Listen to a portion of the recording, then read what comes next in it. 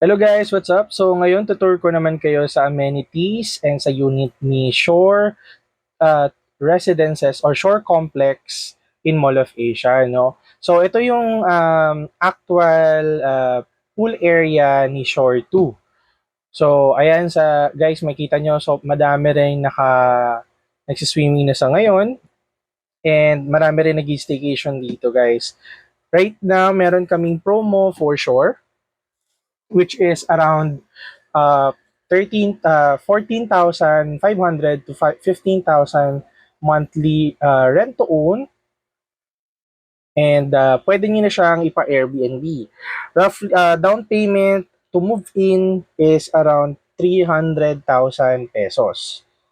So guys, sobrang ganda na mag-invest dito kay SMDC lalo-lalo ngayon dahil meron kaming mga promos na 5% down payment lang para maka-move in. And yung move-in natin guys, or expected move-in natin is 90 days after the down payment.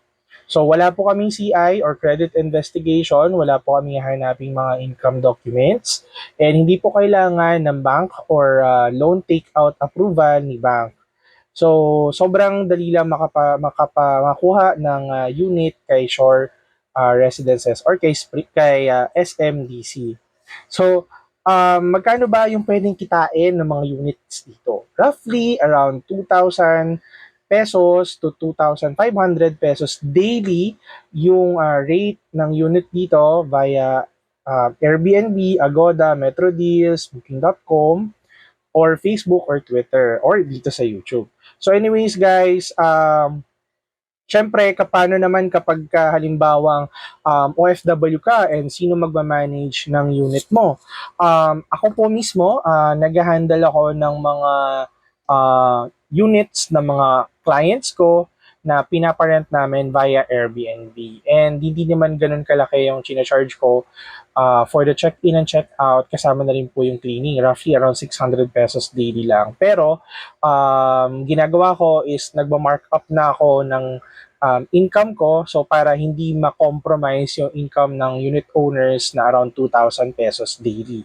So imagine na lang in a month meron kang secured na 60,000 pesos income, less mo na lang yung monthly rent to own mo na no interest for 46 months, which is around sabihin natin 15,000 pesos, and then yung mga bills, kuryente, tubig, monthly dues, internet, roughly nag-range yun ng kuryente around 5,000 pesos, tubig around 500, and internet around 1,500. So meron ng around 7,000 pesos plus monthly dues na around 2,800 pesos monthly. So roughly mga sabihin natin 10,000. So yung net income mo would be around 25 to 30,000 monthly.